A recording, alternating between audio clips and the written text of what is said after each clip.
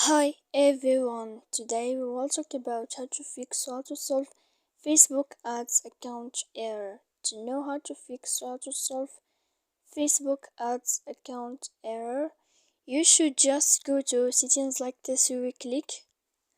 After that, in this page, you will go to apps, default apps, app settings.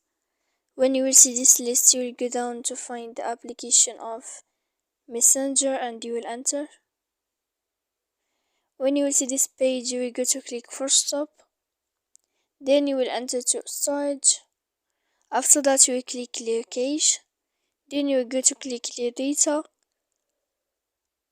When you will end this, you can turn off your Wi-Fi. So please don't forget to support us by like and subscribe. See you next time in another video. And thank you for watching.